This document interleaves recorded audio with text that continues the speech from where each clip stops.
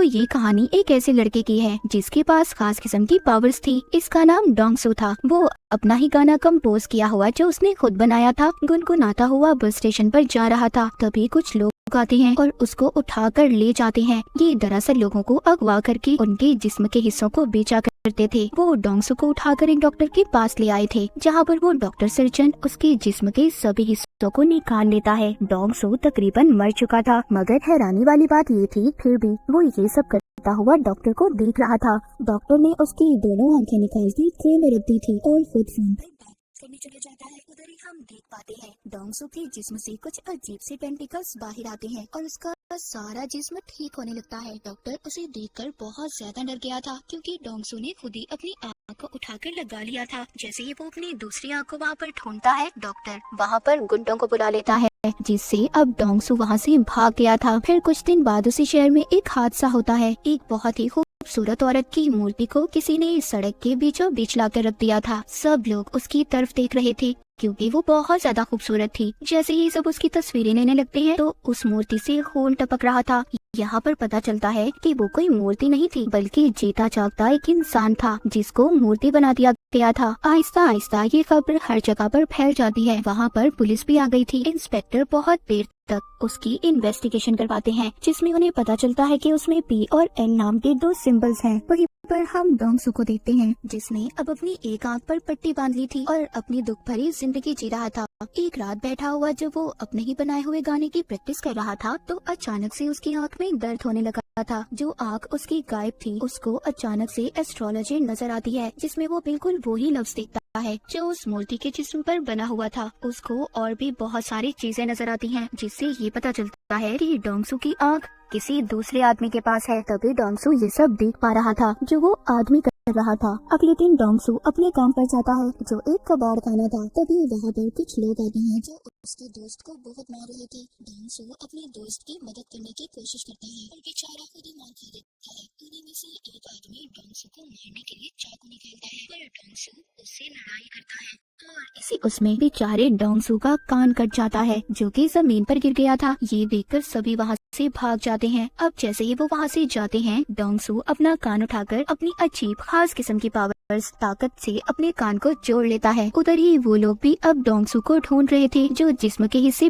बेचा करते थे। उन्हें पता चल चुका था कि डोंगसू का जिस्म और उसका एक एक हिस्सा बहुत खास है, क्योंकि उसे जितना भी जख्मी कर लो काट लो वो खुद ही जुड़कर ठीक हो जाता है। और ऐसे जिस्म की मार्केट में लाखों करोड़ों में कीमत है। लड़ाई खत्म होने के बाद डोंगसू अपने घर जाता है, जहाँ बैठा वो अपने गाने की प्रैक्टिस कर रहा था, मगर उसको गाने की लिरिक्स सही तरह से याद नहीं थी। वो दोबारा से सुनकर प्रैक्टिस करने लगता है। तभी उसको विजन एक ख्याल आता है। उसको उसी आदमी का ख्याल आ रहा था जिसके पास डोंगसू की दूसरी आँख थी। वो भी बैठा उसी का गाना सुन रहा था। तभी डोंगसू की आँख में दर्द होने लगता है, जिसके बाद डोंगसू ये फैसला करता है कि वहीं पर तो बाना जाएगा जहाँ पर उसे ले जाया गया था और अपनी आँख को ढूंढ लेगा। मगर वो लोग उसको पहचान लेते हैं जो उसके पीछे पड़े थे। वो उसको पकड़ने की कोशिश करते हैं। वो उनसे बचकर भाग रहा था, पर तभी उधर ली नाम की लड़की आकर उसे बचा लेती है। ली कहती है, मैं जानती हूँ तुम डोंगसू ही हो ना। जिसके बाद वो उसकी टांग पर अपना चाकू निकालकर एक कट मारती है और वो देखते ही देखते खुद ही ठीक हो जाता है। डोंगसू ली से बचकर वहाँ से भाग जाता है।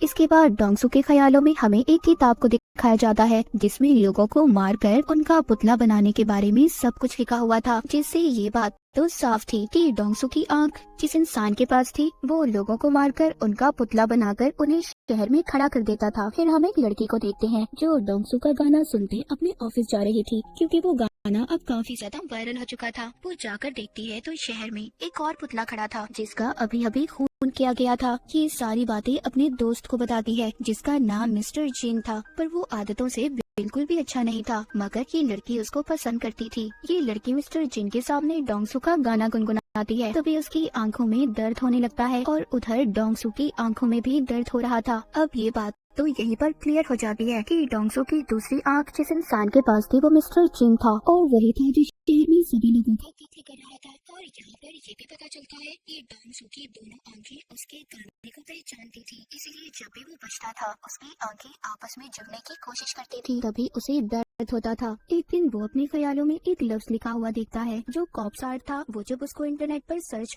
करता है तो उसे पता चल गया था कि शहर में जितने भी कत्ल हो रहे हैं वो कातिल उनको मारकर स्टैचू मूर्ति में बदल देता है और वो कोई और नहीं बल्कि मिस्टर जिन है। अब इस बात को पता करने अगले दिन उस लड़की के पास जाता है जो मिस्टर जिन की दोस्त थी कि उसको देखकर पहचान लेता है क्योंकि इस लड़के को इसने अपने ख्याल में देखा था। ये उसे पूछता है कि कल तुम किस आदमी के साथ थी, वो कौन था। वो लड़की इसको कुछ भी नहीं बताती और डरकर चली जाती है।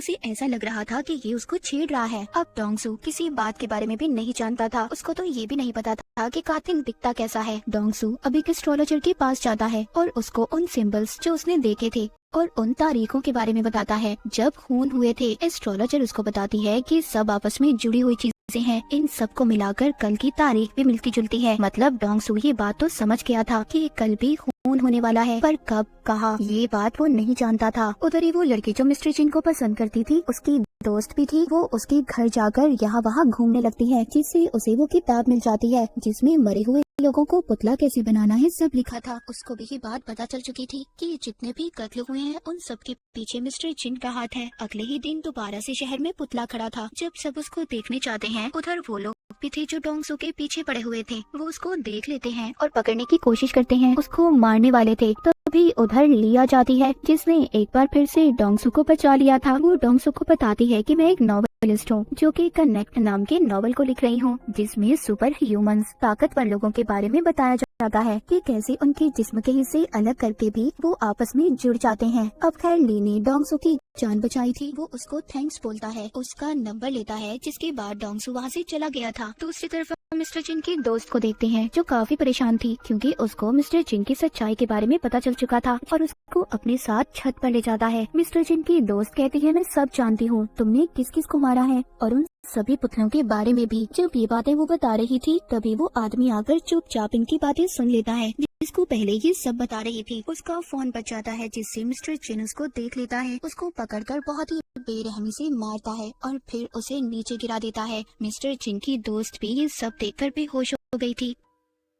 तभी उसका फोन बजता है जिसमें उसने डोंगसू के गाने की रिंगटोन को सेट किया हुआ था। जब उसका गाना बजता है तो तभी डोंगसू की आंख में दर्द होता है और मिस्टर जिन की भी। इससे अब डोंगसू को ख्याल आता है और वो सब देख लेता है कि मिस्टर जिन ने 2 लोगों को बहुत ही बेरहमी से मार दिया है। ये देखकर डोंगसू मिस्टर जिन के ऑफिस में आ गया था। वहाँ पर भी सबको कत्ल के बारे में पता चल चुका था। हर तरफ एक भगदड़ मच जाती है। वहाँ पर पुलिस भी आ चुकी थी। डोंगसू ने मिस्टर जिन का कोट देख लिया था इसीलिए वो उसका पीछा करते बाथरूम तक जाता है मगर उसने उसका चेहरा अभी भी नहीं देखा था। पुलिस आकर डोंगसू को पकड़ लेती है। उन्हें ऐसा लग रहा था कि डोंगसू ने ही कत्ल किया है। डोंगसू सबसे कहता है देखो मैंने कत्ल नहीं किया, कातिल तो बाथरूम में है। पर कोई भी डोंगसू की बातों पर यकीन नहीं करता। लेकिन ली उसको हम कैसे भूल सकते हैं। वो एक बार फिर आकर डोंगसू को बचा लेती है। उधर ही ऑफिस में मिस्टर जिन जो काफी परेशान था क्योंकि वो सोच रहा था कि छत पर तो हम तीनों के सिवा कोई नहीं था। जब वो बैठा डोंगसू का गाना सुन रहा था तभी उसकी आंख में दर्द होता है। अब उसको समझ आ चुकी थी कि सारे फसाद की जड़ उसकी ये आंख है जो ट्रांसप्लांट की गई है, यानी कि जो उसने लगवाई थी। इसका मतलब ये था कि जिसके पास दूसरी आंख है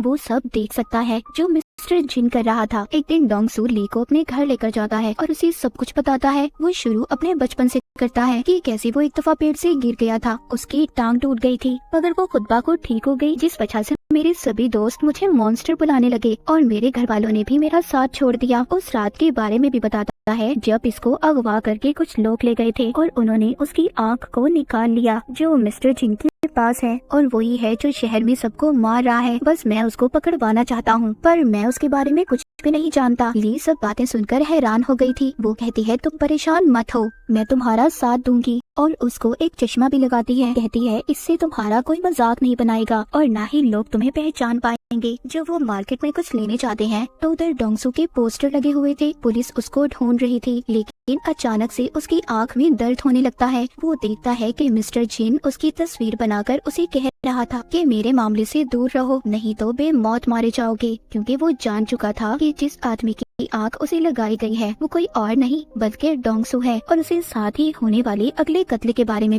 भी पता चल जाता है। रात को जब डोंगसू मिस्टर जिन को ढूंढने निकलता है तो उसको एक आदमी मिलता है जो उसका गाना गा रहा था। ये सुनकर उसकी आंख में दर्द होने लगता है। अगले ही पल उसको मिस्टर जिन नजर आता है। जैसे ही ये उसको पकड़ने के लिए उसका पीछा करता है वहाँ पर पुलिस आ चुकी थी जो डोंगसू को पकड़ देती है। अब डोंगसू बेचारा बहुत ही बुरी तरह फंस चुका था। अब ना तो वो बता सकता था कि उसको ख्याल आते हैं और सारे कत्ले के पीछे मिस्टर चिन का हाथ है। उसको जेल में बहुत मारा जाता है। डोंगसू कहता है मैं खूनी नहीं हूँ, बल्कि मैं खूनी को जानता हूँ। इंस्पेक्टर ये सुनकर उसको छत पर ले जाता है, जहाँ पर डोंगसू उसको सब बता देता है कि उसकी आंख मिस्टर जिन नाम के आदमी के पास है और वो ही सबका कातिल है। वो इंस्पेक्टर को अपना एक हाथ तोड़कर दिखाता है, जो फिर खुद ही जुड़ गया था। इंस्पेक्टर ये सब देखकर हैरान था। डोंगसू जो मिस्टर जिन को पकड़ना चाहता था, वो छत से कूद जाता है, क्योंकि वो जानता था कि अगर उसे चोट भी आई या उसकी हड्डी भी टूटी तो वो कुछ देर बाद खुद ही ठीक हो जाएगी। उधर दूसरी तरफ मिस्टर जिन डॉक्टर सर्जन के पास जाता है, जिसने इसे डोंगसू की आंख लगाई थी। यहाँ पर हमें कुछ पहले का सीन दिखाया जाता है, जब मिस्टर जिन डॉक्टर के पास आया था और उससे कहा था कि उसे आंख की जरूरत है, इसीलिए डॉक्टर ने एक तजुर्बे की खातिर डोंगसू की आंख उसको लगा दी। और फिर मिस्टर जिन को जब ये पता चलता है तो वो अब डॉक्टर को भी मार देता है। जब वो लोग चेक करने आते हैं जो डोंगसू को पकड़ने के चक्कर में थे, तो वो जब डॉक्टर को मरा हुआ देखते हैं, उन्हें सब पता चल जाता है कि मिस्टर जिन ने डॉक्टर को मारा है। ली और डोंगसू दोनों डॉक्टर को ढूंढने की तलाश में थे। ली एक आदमी को देखती है जो उन्हीं लोगों ने डोंगसू के पीछे लगाया था, जो जिस्म के हिस्से बेचा करते थे। ली उसको पकड़ लेती है और उसे मार देती है। उधर दूसरी तरफ डोंगसू बहुत खुश था, क्योंकि उसका बनाया हुआ गाना उसका फेवरेट सिंगर लॉन्च करने वाला था। तभी मिस्टर जिन अपने फोन पर नंबर डायल करता है। डोंगसू भी उसे देख पा रहा था। यहाँ पर पहली बार दोनों की बात होती है। डोंगसू से पूछता है कि तुम लोगों को क्यों मार रहे हो। वो उसको बताता है कि मुझे कैंसर है और अगर इस बीमारी की वजह से मैं जिंदा नहीं रह सकता तो कोई भी इंसान जिंदा नहीं रहेगा। और तुम आगे आगे देखो मैं लोगों को कैसे मौत देता हूँ। वहीं पर अब ली के मारे हुए आदमी की लाश भी पुलिस को मिल गई थी और साथ ही साथ मिस्टर जिन के खिलाफ सबूत भी। जब ली डोंगसू से मिलती है तो वो अपनी गर्दन पर किक मारती है, जो देखते ही देखते खुद ही ठीक हो गया था। यानी कि इसका मतलब ये था कि ली भी कनेक्ट थी। वो कहते हैं शायद हम जैसे और भी लोग होंगे। दूसरी तरफ मिस्टर जिन डोंगसू जैसा बनकर उसी सिंगर के पास चला जाता है जिसने डोंगसू को बुलाया था। उस सिंगर को वो मारकर अगवा कर लेता है और साथ ही डोंगसू को धमकी देता है कि अगर रात तक वो उसके पास नहीं आया तो वो सिंगर को मार देगा। पर वो लोग डोंगसू को पकड़ लेते हैं जो उसके पीछे पड़े थे, जो ऑर्गन्स यानी कि जिस्म के हिस्सों को बेचा करते थे। ली उसे कहती है तुम जाओ, इन्हें मैं संभाल लूंगी। ली उन गुंडों का मुकाबला करती है, पर जब एक आदमी उसके चेहरे पर कट मारता है जो खुद ही ठीक होने लगता है। ये देखकर वो लोग बहुत खुश हो गए थे कि पहले तो सिर्फ वो डोंगसू ही था, पर अब ये लड़के भी जिन्हें बेचकर ये बहुत सारे पैसे कमा सकते थे। लेकिन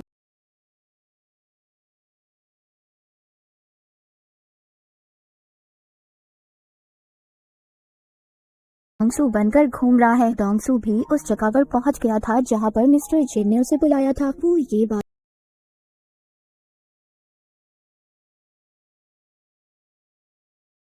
जिन आकर उधर गैस छोड़ देता है, जिससे डोंगसू बेहोश हो गया था। वो उसको उठाकर अपने साथ ले जाता है। उधर ली भी एक मॉन्स्टर के पास गई थी और उसे कहती है कि तुम्हारे जागने का वक्त आ चुका है, जो कि डोंगसू और ली की तरह ही था। ये उसको अपने साथ ले जाती है। यहाँ मिस्टर जिन डोंगसू को उस जगह पर ले आया था जहाँ पर उसने सिंगर को रखा हुआ था और डॉक्टर की बॉडी भी टंगी हुई थी, जिसको उसने मार दिया था और बहुत जल्दी पुतला बनाने वाला था। सिंगर की ऐसी हालत देखकर डोंगसू उससे माफी मांगता है। मिस्टर जिन कहता है मुझे कैंसर है, मैं मरने वाला हूँ, इसीलिए मैं डोंगसू की बॉडी का इस्तेमाल करूँगा और अपना दिमाग इसके दिमाग के बदले लगाऊंगा। जहाँ पर जिस्म तो डोंगसू का होगा पर दिमाग मेरा। वो डोंगसू की उंगली काट कर भी सिंगर को दिखाता है। अभी इन दोनों को फ्रीजर में बंद कर देता है, जिस वजह से सिंगर तो मर गया था। इस बात पर डोंगसू को बहुत गुस्सा आता है। वो अब आजाद हो चुका था और बाहर आकर मिस्टर जिन को बहुत मारता है। उधर ही ली भी उस मॉन्स्टर को लेकर आ गई थी। मिस्टर जिन जब उस पर हमला करता है, उसे भी पता चल चुका था कि ली भी कनेक्ट है। तभी उधर डोंगसू आकर मिस्टर जिन को बहुत मारता है। यहाँ पर मिस्टर जिन डोंगसू पर लगातार गोलियां चला रहा था, पर वो तो ठीक होता जा रहा था। डोंगसू ने मिस्टर जिन से अपनी आँख को भी छीन लिया था और उसे मारने वाला था। तभी उधर पुलिस इंस्पेक्टर आ जाते हैं, जो डोंगसू को मारने से मना करते हैं। इंस्पेक्टर उससे वादा करते हैं कि मैं तुम्हारा सारा रिकॉर्ड मिटा दूंगा, अपनी जिंदगी की नई शुरुआत करनी चाहिए। अब ली और डोंगसू को ये लग रहा था कि सब कुछ ठीक हो गया है, वो जाने वाले थे। तभी ये देखते हैं वहाँ पर बहुत सारे मिलिट्री के हेलीकॉप्टर आ जाते हैं। अब उन्हें भी कनेक्ट के बारे में पता चल चुका था, जहाँ पर वो इन दोनों को पकड़ लेते हैं। अब आगे की कहानी क्या होगी, मिलिट्री वाले इनके साथ क्या करेंगे, ये तो हमें सीजन 2 में ही पता चलेगा। तो सीजन 1 की कहानी यहीं पर खत्म हो जाती है।